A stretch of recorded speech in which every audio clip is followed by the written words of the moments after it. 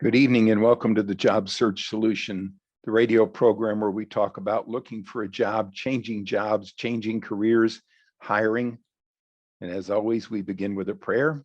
Dear God, grant us thy peace and thy mercy, thy will be done.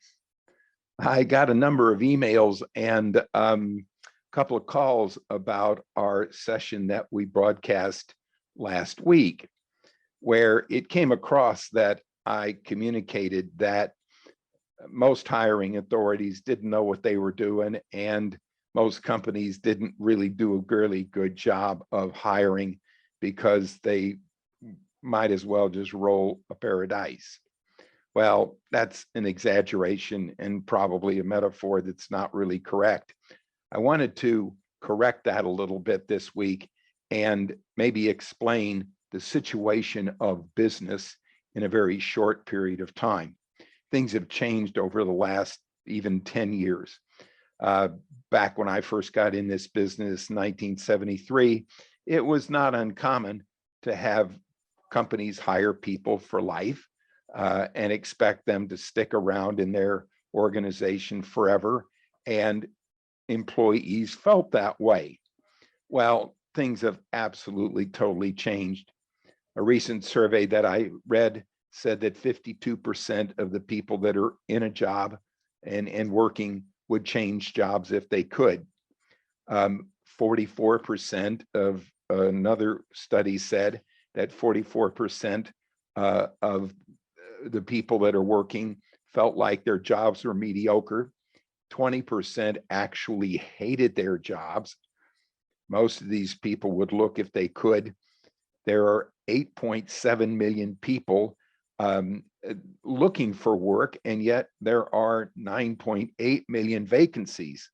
This pandemic has caused all kinds of havoc with companies and with people in the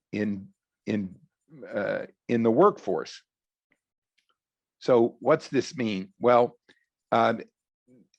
hiring, because of the turnover, there's 30% turnover in business in just about every company of the 32 million businesses that are out there. It's 30% a year. People are coming and going more than they ever have. I mentioned last week that in 1973, when I got into this business, the average company in the United States was 59 years old. The average company in the United States is 6.8 years old as of last year. So these companies are coming and going, expanding and contracting more than they ever have. So that creates distrust on the part of hiring authorities, even owners of businesses. It creates distrust on the part of individuals that are working in these companies, so that nobody really trusts anybody. You could be laid off and let go at any time. Your company could go away at any time, and you as an employee can walk out at any time. The average job in the United States only lasts 2.5 years. So what's that mean to hiring authorities? Well, it doesn't mean that they're not good people, and it doesn't mean that they're not trying to do their best. It's just that with so much doubt, uncertainty, and fear, they are just plain afraid of making a mistake. And when you operate out of fear of loss rather than vision of gain, you do a lot of cockamamie things that don't ever seem to make sense. So you got to realize, if you're a candidate looking for a job, even if you're a hiring authority, you got to realize that oftentimes most of the time you're operating out of fear.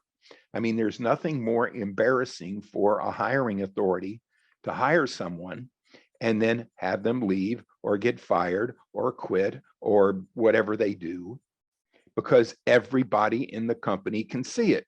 If you're an accountant, they got erasers on your pencils for reasons. You can go back and change things. So you can go back into the computer and change things. If you're an engineer and you did a design wrong, you can go back in the computer and you can change the design. But when you hire somebody that everybody can see is a doofus, and it is obvious that you've made a mistake, you look absolutely awful to your subordinates, to the people that you work for, and to everybody else. So those kind of mistakes are more obvious, and they're everybody in the world can see them. So companies are operating out of fear of loss rather than vision of gain. More companies and people in them look at candidates more as to why they shouldn't hire them as to why they should. So you got to realize that people are operating out of fear. The only thing that a hiring authority really cares about is his or her self-preservation, that they look good by hiring you. And if you're going to make them look good, you've got a really good chance. If you're not going to be around for very long. So expect that people are hiring you.